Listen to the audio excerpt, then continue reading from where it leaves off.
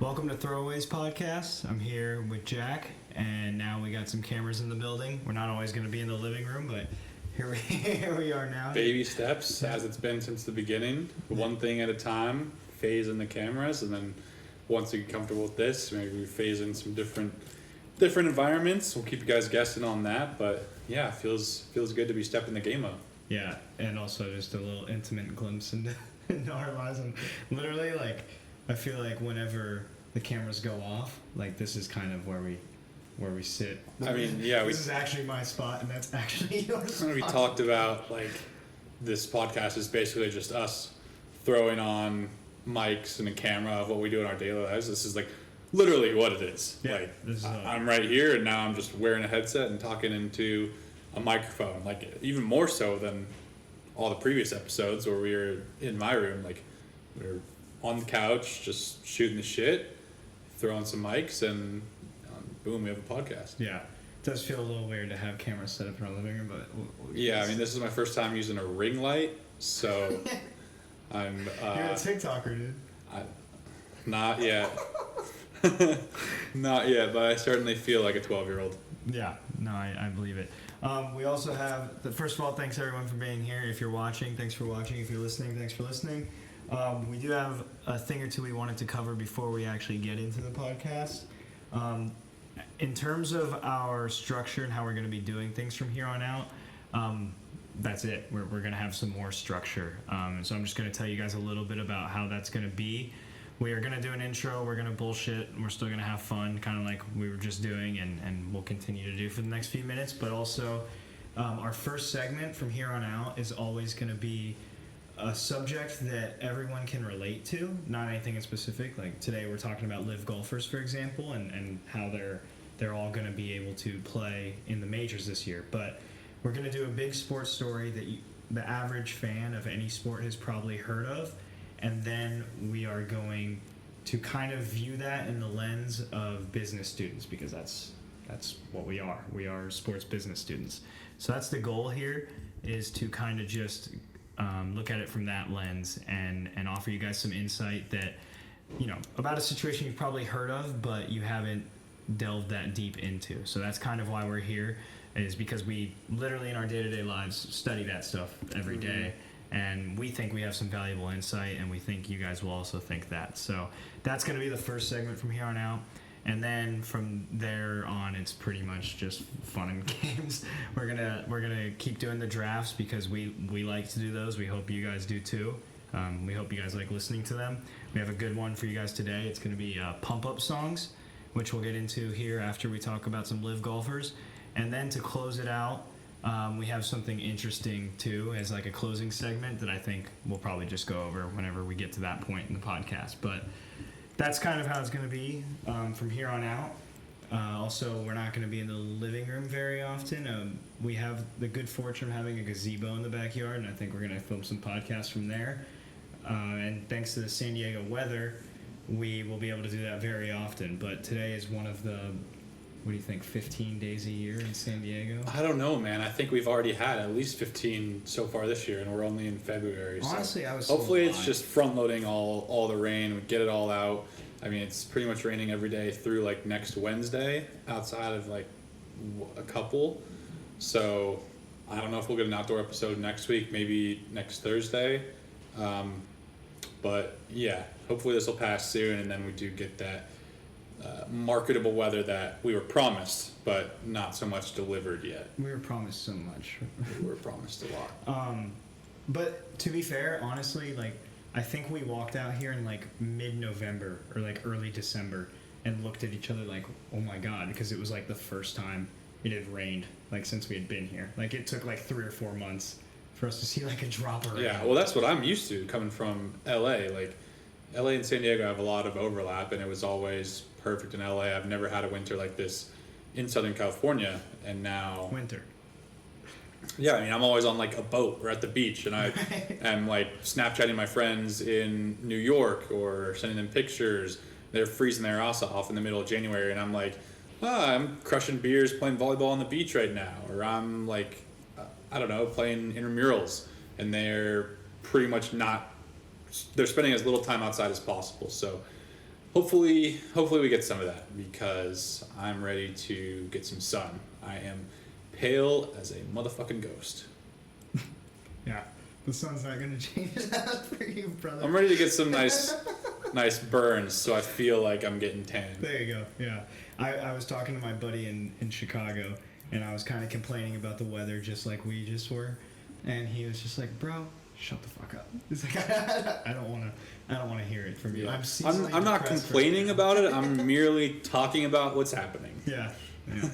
It's not fun here either. I mean, we can walk outside without a jacket and not freeze our ass off. But Not today. Yeah, today was pretty cold. Cool.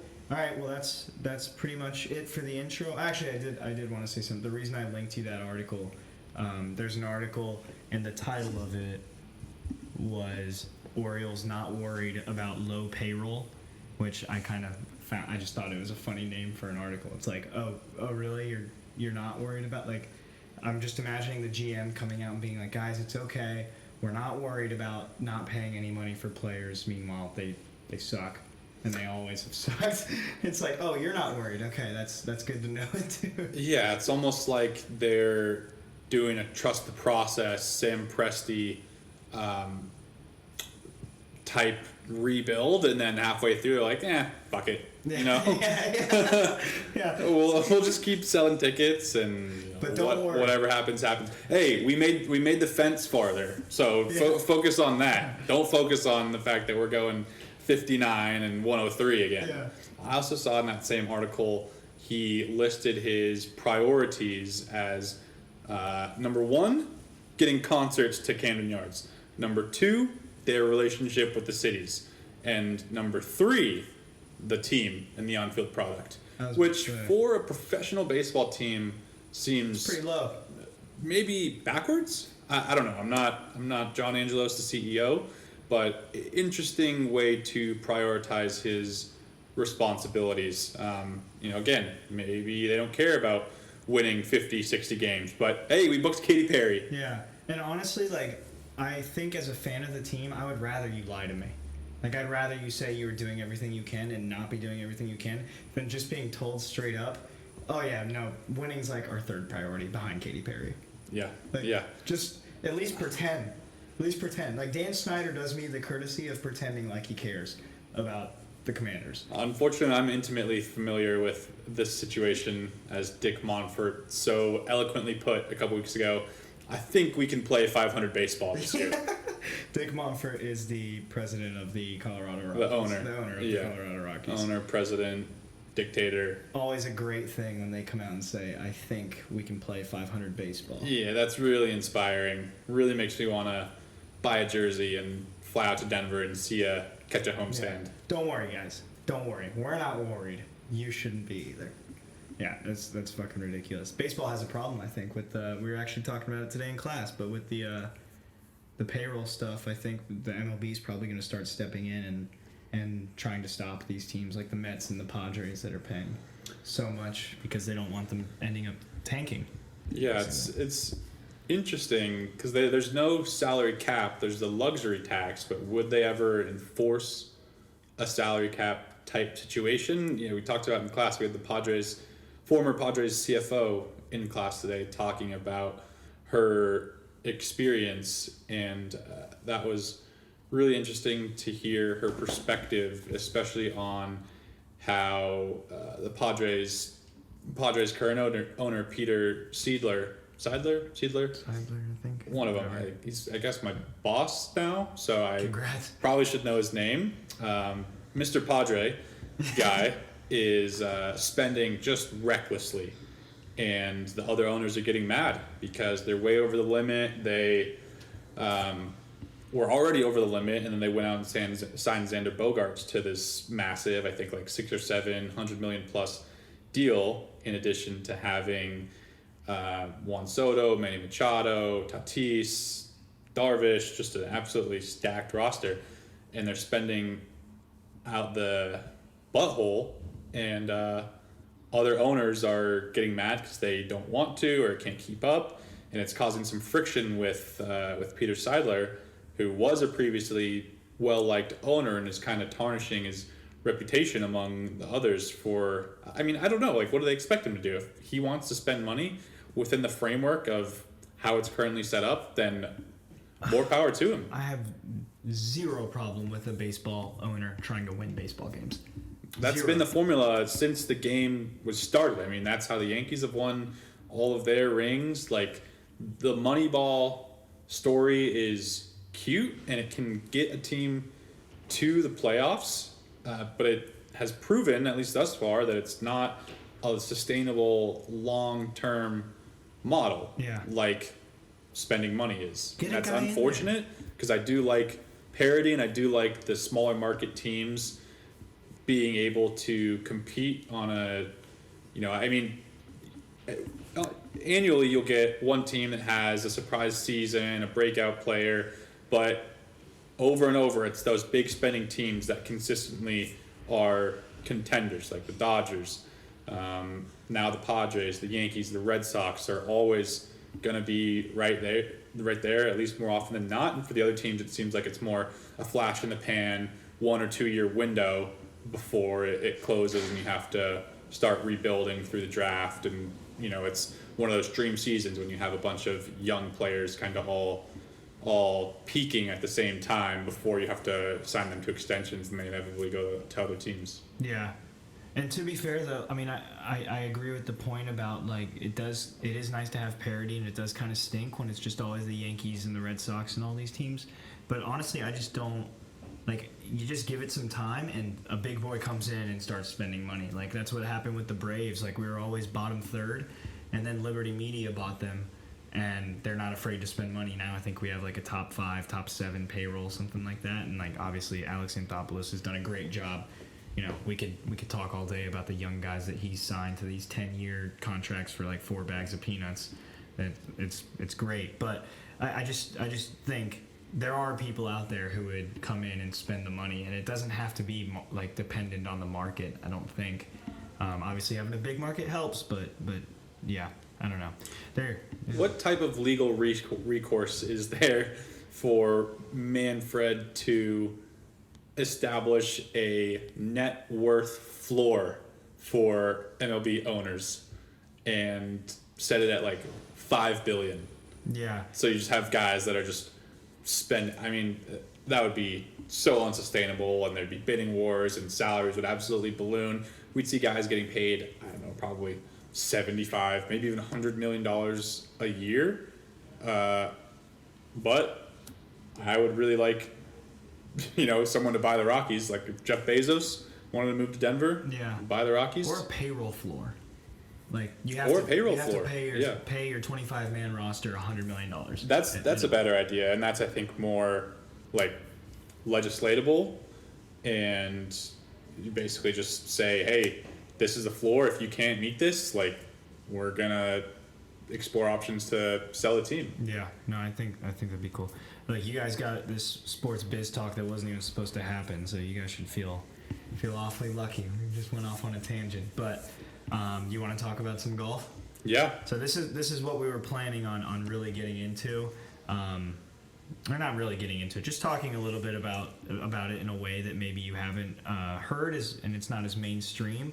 But the live golfers, the guys that, from those of you who don't know, everyone was on the PGA. There's this new Saudi Arabian league called Live Golf, and a bunch of guys have transferred over because the Saudi Arabian league, it's I wouldn't say it's a Saudi Arabian league. Sorry, it's funded by the Public Investment Fund?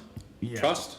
I think fund. Something like it's that. It's funded by Saudi Arabia. They do all the financing. Yes, the royal family. Yeah. It's run by Greg Norman, who's a famous Australian golfer, successful. He's the CEO. Most of the events scattered across Europe and the United States. I'm not sure I think they've added locations. I think that's one of the big things of the tour, is that it's more international than the PGA is, and you see like a lot of international golfers have I don't even know if the term is defected, I guess, but that seems so negative. I guess just have joined Live. Like a lot of international golfers have made the move because it lets them spend more time closer to home, more time with their families because there's longer layoffs, there's not as many tournaments, the travel schedule is a little easier than the PGA. And on the PGA, you know, obviously it's mostly in the US, so all those guys are just like living in Florida or living in Arizona year round and not able to see family members back home. So that's a big draw for the Live. But yeah, to continue. What's the biggest draw? I mean, they're handing out stacks of cash like it's Christmas morning, and that's where the royal family comes in. Is that they have basically endless money, and they've been more or less buying players over from the PGA to come play for this new startup league, which is essentially the same. You know, there's some different formatting and rules and stuff, but at the end of the day, it's a golf tournament. But the PGA Tour has had some issues in the last decade, maybe with players not feeling like they have complete control of things like their own media rights and the ability to post highlights and the ability to get like compensation from the league. And so that's where the idea came from is, hey, should we start our own thing? How do we like leverage against the PGA Tour to enact these changes that we want so we as players can get compensated more, be treated more fairly, have better working conditions. And so I think that's when like Mickelson came in and started ideating what's this new league going to look like. And they came up with a bunch of changes that, you know, seem to make the balance a little easier, but have on the converse side taken, basically fractured the golf world. And pissed off the PGA. That's the biggest thing. Like they had an effective monopoly.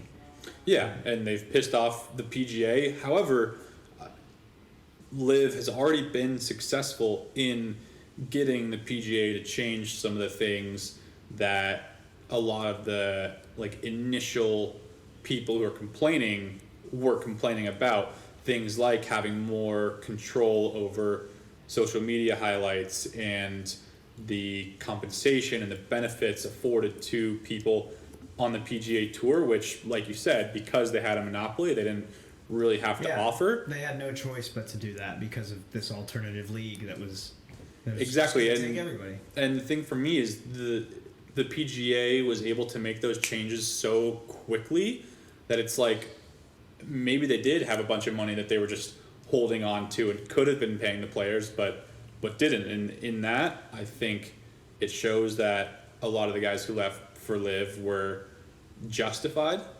at least in that regard. Now, on the other side of the coin, I'm certainly sad that you have guys like Dustin Johnson, Brooks Koepka, and especially Cam Smith, who is one of my favorite players to watch in the game of golf, now not competing in events like the Farmers and like the Genesis that we've just had and like the Players Championship that's coming up. You know, they can't compete in those, but fortunately, as a nice little segue, they are allowed to compete in the majors, which has just been announced. And I think that was inevitable. Like there would have been serious outrage, but I'm happy that at least for those 4 tournaments, we're going to have a full field of all the best golfers in the sport, as it should be.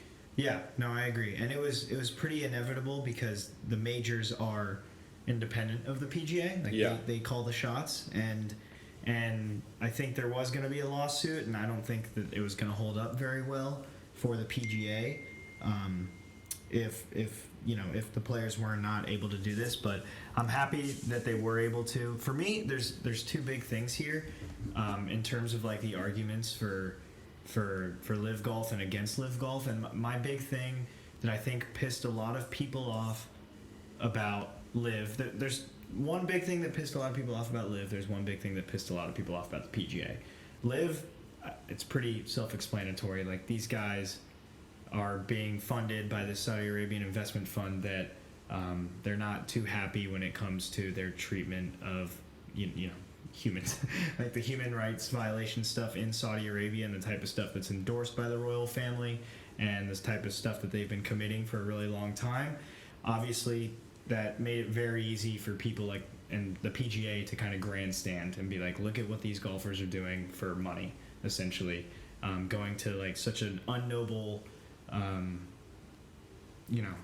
unnoble league that's run by such an unnoble family that endorses all these human rights violations. So that was obviously a big issue, and I'm gonna voice my thoughts on that here in a second. But the other thing, when it comes to the PGA and what pissed a lot of people off about that and their reaction, is the grandstanding didn't seem very authentic because of the obvious issue here, which is the PGA losing their players and losing their monopoly when it's pretty clear that that's what they cared about. Like, they didn't really care about, the human rights stuff. And I think a lot of people the hypocrisy of the PGA really pissed them off.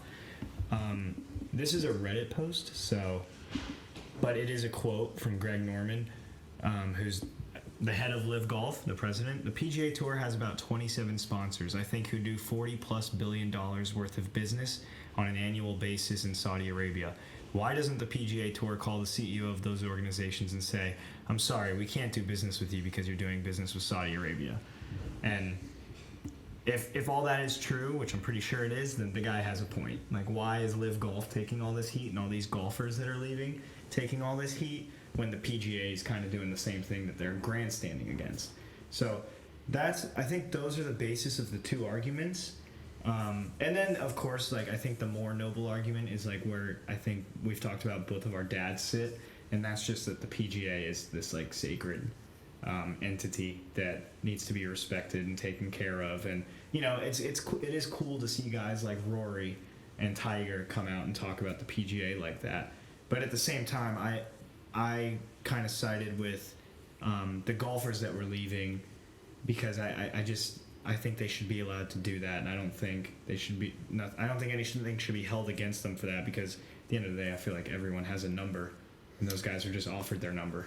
Yeah, I agree. I mean, I think everyone should be open to making a choice, making their own mature decision on the topic, and not be subject to all the criticism that was being thrown around. And I think it was just such a hot button issue, number one, because of the whole Jamal Khashoggi thing, where he was the reporter who was killed by the royal family for what he had said about Saudi Arabia and about how they treated people.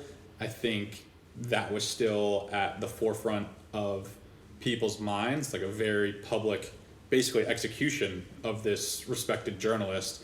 And I'm not condoning that. That's horrible. But guys who are going to the Live Tour, they weren't in the room when this guy is getting dismembered, which is again not that chill. Does not pass a vibe check at all. Like you said, Saudi Arabia can be connected to so many different geopolitical businesses and politics. Yeah. You could find a tie-in, and maybe it's because they have direct financing, sure, but at the same time, it's not, playing for Live is not an endorsement that you want to disrespect women or suppress freedom of speech. It's that you want to get paid more money and have more free time to play golf, which I think it was Harold Varner III, when he went to Live, he above anyone had the most open and truthful, I guess is a good word to put it, about why he was joining. He didn't disregard any of the issues. He addressed them head on, said, I'm aware of the perception, but at the same time, this is life-changing money for me.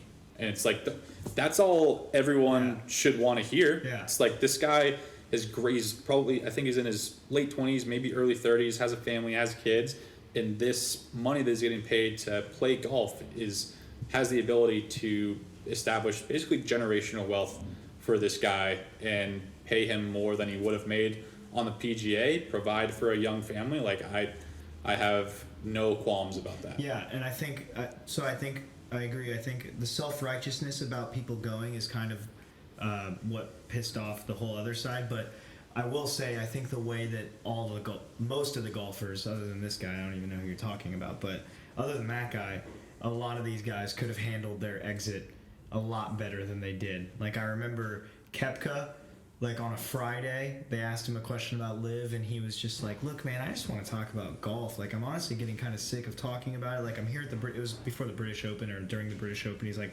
here at the British Open, one of the most prestigious tournaments of all time, and you guys are asking me questions about LIV." And it was like, wow, what a great response by Koepka.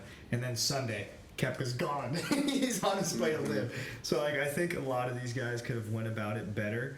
But I think, what do you think? Do you think the media would have, because if there's one thing the U.S. media doesn't like, it's U.S. Members of the media dying abroad, especially being assassinated. Do you think they would have handled it better if these golfers were just like, yeah, they're giving me $150 million, so I'm out?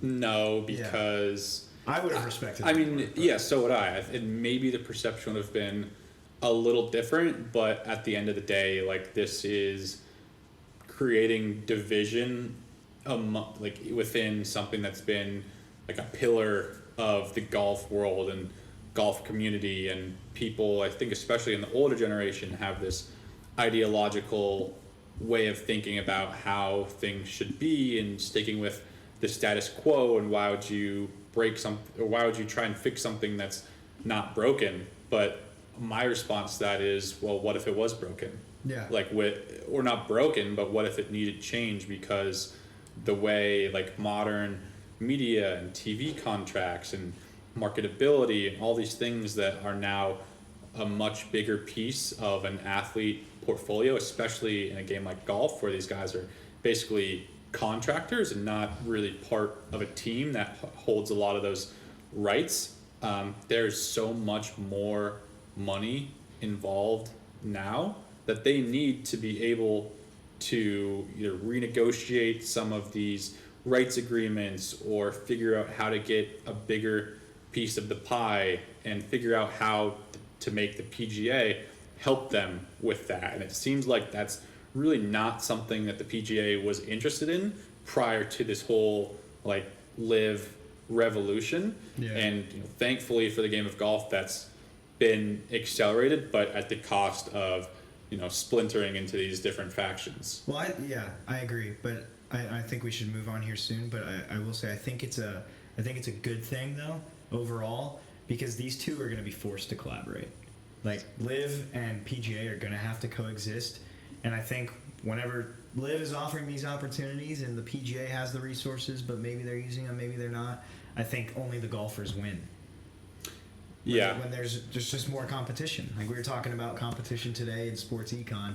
It's literally just more competition. I think I wrote that exact point down. Like they are going to have to coexist.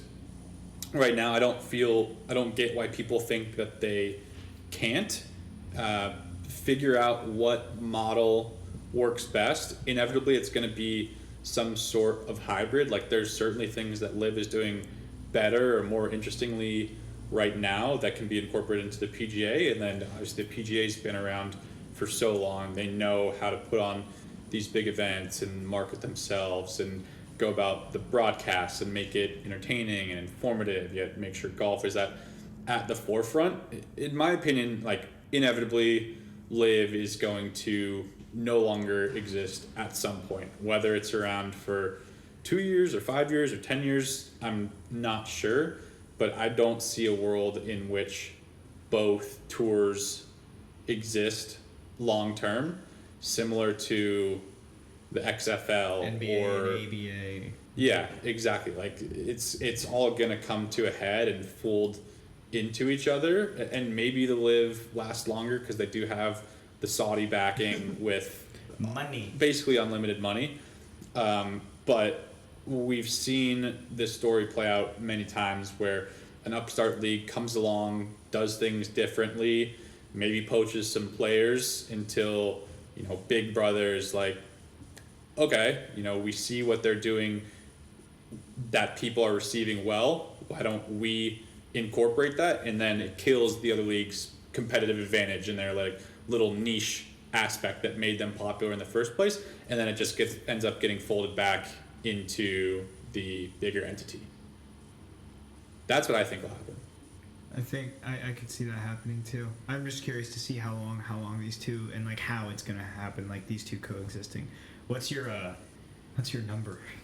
What are you going to live golf for? My current golf ability, or I'm like a tour average PGA player? Tour average PGA player. I don't know. I don't want to sell myself short with the amount of money I would take, but if as a tour average PGA player, I don't know. I mean, 15, 20 million Really? is sounding pretty good. I'd convert to Islam for 7 figures. Assalamu alaikum, dude. When do I start? I don't know. $1 million bucks. If you're a tour average PGA player, you're probably making close to that a year. Okay. I think. I guess my point is it wouldn't have to be much more than what I'm already making. Yeah, I do like the travel schedule. You play one less round. You probably get to fly on private jets Tournament. a lot more often. They have their own private jet. It's sick. Have you seen the video? No. Oh, I got to show you. Dude, I bet. Maybe we'll post it on our Instagram I or bet something. But it's crazy. The family makes it. They have a live jet and they just get hammered. I bet they make it very nice to be a live golfer. I bet. I'm sure. Yeah. I'm sure. Did you see the Forbes? You know how they release those rankings in January all the time of like highest grossing athlete like for the previous year, and like I noticed this year I didn't hear a peep about it, and then I looked it up and it was because it was Phil Mickelson. It was Phil. Yeah. Probably closely followed by Dustin Johnson and Cam Smith. Yeah, literally. That's hilarious. I had a couple other points I wanted to make before we wrap this topic up. Closing points. What I was just talking about with the like innovations that the upstart league has. We saw with the XFL, like the Sky Cam and players getting mic'd up. Those are both initial XFL innovations that the NFL saw and adopted. And I think what we'll see with Live, like I saw an article today talking about utilizing advanced drone footage and getting really creative with their drone shots. And not only that, but the technology that they layer and like the data that they layer onto the shot, showing like hot zones, go zones for like a par 5, where if you're in this area of the fairway and illuminate it with a certain color, you have a good chance of hitting green in 2 and having an eagle putt versus, if you don't hit it far enough or you miss the fairway or something, you're probably going to have to lay up. And getting creative with those drone type shots. The leaderboard they have is kind of Formula 1-esque on the side and all the information it has. That I'm a little less bullish on. I was going to say, I think the NFL is a lot more open-minded than the PGA when it comes to like... But at the same time, like it's good business to see a potential change that especially is being received well by fans, because at the end of the day, that's your audience and that's who you're catering to. I agree. So I think, hopefully wherever the innovation comes from, it gets adopted, because that's only going to be good for the game. And then last thing, back to the majors and all the golfers being allowed to play. Like, there's no way that's ever not going to be the case. And there was some question this year about, is the PGA Championship going to allow them because they need to have some sort of qualification? The networks are not going to let that happen. Like, the networks are always going to be pushing for everyone to play because, number one, they want all the best players to put a better product on television for their audience and for better ratings. But secondly, because of the drama that having people from both leagues in the same tournament is going to stir up. Like, they are so ratings driven, and that's where so much of the financial backing is, especially for the PGA and for these major tournaments, that there's no way that the networks with all that spending power are gonna not want the best players to be in their tournaments. The second the PGA starts sensing a little bit of hesitation from CBS or whoever the media people are, it's over. They're letting them in. They're folding. Exactly. Folding like Dustin Johnson or Phil Mickelson when they see a check for $200 million. Mm-hmm. All right, cool. Well, that's our live talk for the day. I hope you guys enjoyed it. Now we're going to do a draft, and this is a topic that Jack picked. I kind of interpret it my own way. It's pump-up songs. This is going to be fun. I'm pretty happy with my list. I have a long list. Good. I put together like 15, so I don't know if it's just going to be spontaneous picks just based on how I feel. I don't really have like just the vibe. We'll see. I didn't know if pump up you meant like getting ready to party or getting ready to work out, so I just kind of went with I'm just gonna. I was more thinking getting ready to like play a game, like a pre-game pump up, or maybe pre-workout. Not as much party. Clubbing. Although I do have some of those songs that'll probably make it into my honorable mentions. Cool. All right. Well, who's starting us off? I think it's my turn to start off. Go. All right, my number one pump up song. This is a song I've been listening to, I think, since high school. An absolute banger. Would listen to it before all my high school baseball games. The song is called "Can't Be Touched" by Roy Jones Jr. No. You haven't heard it? I probably have, but I don't know the name of the song. Oh my gosh, I thought this was gonna be one that was highly contested. I thought it was no doubt number one overall. I mean, it still is for me. Like, it's an ultimate banger. You hear it at games. I see it on other athletes' like stories, and maybe it's a little older. I'm not sure exactly when it was. Sing us the chorus. Released. No, maybe we'll layer that in on the social media clips. Maybe on the outro, yeah. But Roy Jones Jr., I think he was actually a boxer at some point, and then recorded the song. I'm not 100% sure about that. But if you haven't heard this song, Can't Be Touched, Roy Jones Jr., it is a banger, and it gets the people going. Something tells me I've heard it before. I've heard Roy Jones Jr. songs before. My number one overall pick is the ultimate pump-up song in middle school. Remember the name.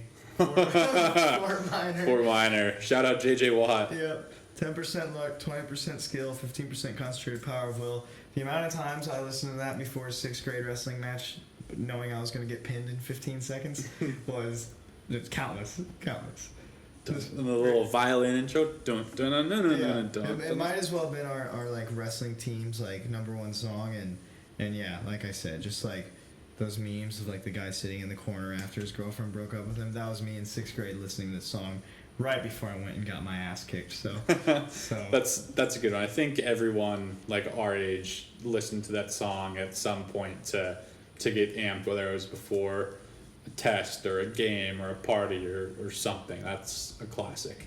I had that on my list as well. Cool. All right, I'm gonna steer this in the. I might have to throw a party one in or two in, but I'm gonna steer this in the direction of like pregame stuff. Swag Surf gets me going. Fast Life Youngstas. That's gonna be my number 2, and it's so good that like there's a remix that could also be on the list. So, like, which one? This Lil Wayne one.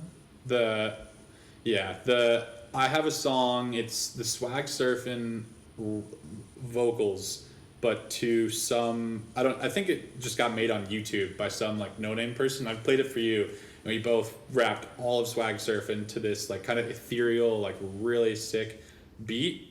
We've done that a few times, haven't we? Yeah, I mean, you throw on Swag Surfing and I'm gonna lose my mind for about 2.5 minutes. I just tell the pilot to land it in my backyard. Quarterback shotgun. Don't get. Yeah, that's a classic and a good pick. Okay. You get 2. Another classic. Most of mine, at least my first 3, I'm gonna pick 2 right now, are like classic rap songs that I remember listening to before baseball games, or even sometimes when I was skiing and just like really feeling it. I'm going with "Till I Collapse" by Eminem. Okay. I mean, yeah.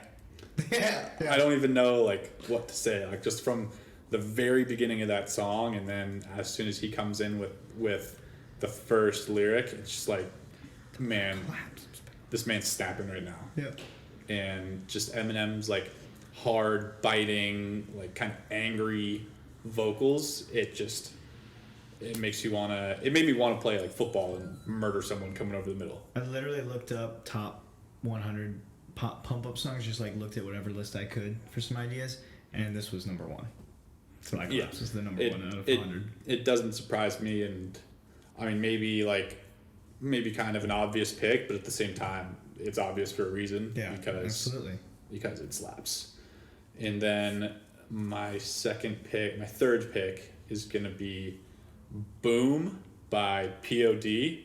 Mm-hmm. It's the song that goes, "Boom, here comes the boom, ready or not, how you like me now, boom." I think it's in maybe The Longest Yard. I think. Here Comes the Boom by Nelly's in The Longest Yard. How does that one go? Here comes the, y'all don't really want that. Oh. No, I'm going with POD. I'm going with POD. They're both bangers. I like this one. I guess they're both. Maybe I'll just take both of them for this pick. Any I'm cornering the boom market with my third pick. Yeah, I get that confused with The Longest. Yeah, Boom, POD, and Here Comes the Boom with Nelly. I was thinking of Boom by POD, but Here Comes the Boom is also when we've done a draft with highlight videos and like greatest NFL hits. Here Comes the Boom version. That's the song in that. okay. Yeah. Yeah, both great songs, perfect for like Ed Reed destroying people over the middle, just taking people's heads off in a highlight video. Yeah, awesome. Are we doing 5 or 4? Let's do 5 picks. Okay, cool. Yeah. Or 10. We're 25. This one's like not newer, not in the sense that like it is new right now. I think it's just newer compared to these songs that we've picked. But Work Remix, A$AP Ferg, A$AP Rocky, French Montana, Trinidad James, and Schoolboy Q. Mm-hmm. Just, I remember one time I was with my buddies in New York and we were in an apartment and someone was, we were all hammered, but someone was just like made a barking noise. And just the whole apartment just, ho, ho, ho. And we were just like, dude, that song, like, play, it's made a comeback in my head, too, because I've been listening to it in the gym now. Mm-hmm. And, like, it's just 5 minutes of these guys snapping. Yeah. And then just, it's a fucking banger. So that's going to be, that was introduced to me in high school, I think. That's when it came out. And I was just like, what is this? That's going to be my number 3. And then my number 4, I'm pretty sure is the same album as Till I Collapse. It's Lose Yourself, Eminem. Yeah. Like, I mean, That's both of these, it didn't matter who picked them or whatever, when they went, but both of those songs had to be on the list. That's maybe like the most like, typical is not the right word, but it's the word I'll use. Like most typical pump up song for even beyond our generation. It's just everything about it, and especially the connection with 8 Mile and that movie, and kind of how they work that into that movie, and how it gets you just really, really going, and everyone knows the words to it. It's I don't think there's a more universally known rap song than You Lose Yourself. The story works perfectly with what you just said. I watched the Bengals-Rams Super Bowl. I was in Argentina, and I watched it in this bar, and there were tons of just like it was tons of expats. Like, it was an American bar. The Super Bowl was on, and that song came on in the halftime show. Like, all the Americans in the whole bar, just everyone was just rapping. You can barely walk in this place, and they're rapping the lyrics. And all of my Argentine friends, who like speak very good English and like are very in tune with like pop culture in the U.S., were like looking at me like, "This is the best moment of my life. Like, this is fucking amazing." All these Americans are just like rapping Eminem, and they're all like, "Hell yeah!" I mean, for me, like, you can play that song anywhere, and I could like faintly kind of hear it, and I'll run to it, and I'll just start rapping it. It's just contagious. Yeah, I agree. I get your last 2. I get 2. Yeah, have one, and then the second one, I'm just gonna have to Give us the first one. pick one of these. The people can't wait. The first one is going to be I Can't Stop by Flux Pavilion. Dude, I saw that one and had it on my list, and I was like, I don't think he'll take it. I honestly probably wasn't going to go with it with number 5, but it's a fucking banger. Love that song, and I wanted to get like a more EDM song on here because that's a lot of what I listen to, and I wanted to shout out that genre. But that's a song where it, like, you just hear the like, I can't stop, and you can play that anywhere. People like kind of start moving to it, and I included it because I've been to a lot of concerts, a lot of EDM shows, and so many artists like beyond Flux Pavilion will just throw that into a set in the middle of the set. Why not? And it just, everyone knows a song and just starts going so hard during that song. And I have so many good memories of just like hearing that beat drop and just feeling the energy in a crowd. It's very, very fun. That's a really good one. Gets me pumped up for sure. And your last pick. I'm going to pick a new genre for this one as well. Are you going classic rock on me? I'm going rock, more like kind of hardcore rock. I'm gonna go Headstrong by Trapped. Oh.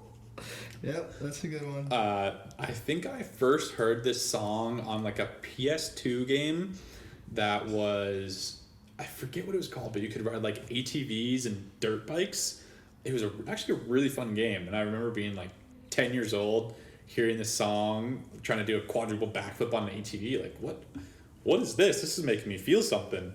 And I had it as my walk-up song for half a season, maybe. I think my junior year of high school. And yeah, it's a banger. It is a really, really good song. Headstrong by Trapped. Great chorus, great guitar riff. I was between a few, but that one I actually like listen to kind of more casually too, but when I need to, it gets me going. So you need to. Yeah. When are you like, I need Headstrong right now? I'm going to a final or something. Interview, yeah. Yeah. Something like that. Yeah. So Headstrong on there. And boy, do I have a lot of honorable mentions. We're going to get to the honorable mentions. My last pick, I don't feel bad about it because we have all these honorable mentions, but I am going like all rap, and the last one is Put On by Young Jeezy. Put on for my city, for my city. I remember Drew Lock got a bunch of shit because he was rapping that on the sidelines at the Broncos. I would have been doing the same thing. Yeah, all the people who were making fun of him, you were doing that, was watching that clip. Exactly. I was just like I've been doing that since 4th grade to that song. So is he. Let the man live. He's about to go onto a field and get murdered. Mm-hmm. Like, let him listen to Put On by Young. At least let him be hyped when he does it. Yeah. Kanye's part, I mean, it's a bad time right now to say that, but Kanye's part in that song is just... Whatever. Separate the art from the artist. Yeah. Like, Kanye, crazy guy, legendary rapper. Yeah. And that song really, really gets me going. All right. I got Levels, but some of these are party, too. Keep that in mind. I got Levels by Avicii. I got Mr. Brightside. I got Sugar We're Going Down. I got Stronger, Kanye West. I have Swimming Pools, Kendrick. That's all I wrote down. There's obviously a million, so let's hear some of your honorable mentions. Humble by Kendrick Lamar. Enter Sandman by Metallica. I had Levels. I had Animals by Martin Garrix. Back in Black. TNT. Hell's Bells, all by AC/DC. I've got Welcome to the Jungle by Guns N' Roses. I've got Bodies by Drowning Pool. Nice. Have you heard that song? I think so, yeah. Let the bodies. Yeah. Dude, I have a bad memory with that song. Let the bodies. That's a good one. I went to visit Joe in Colorado, and we were in Carbondale, and we were at this dive bar, and it was a karaoke night. And some guy got up there and thought he had the right to just rip that song. And Joe and I were like, what the Not a karaoke song. No! The guy was scary. But how pumped up were you hearing him sing that? No, he wasn't pumping anyone up. Just like, he looks like how you would think this guy looked. You know, he lives in his mom's basement, and like that's his like anthem. Yeah, it wasn't a great experience, but it was a hell of a pump up song. I've got, I mean, I have like my whole like Peloton and gym playlist. I don't think that's pump up as much as just like high energy, like good lifting songs. Maybe I'll save that for a music segment for a different podcast. But the last one I had was just whatever Devo Samuel is playing when the 49ers walk out of the locker room.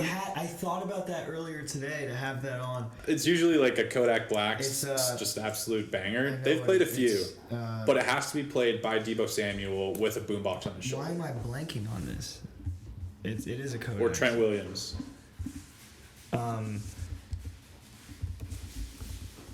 We could have been superstars. I almost added that to my draft just as just a rotating spot for whatever the 49ers are coming out to.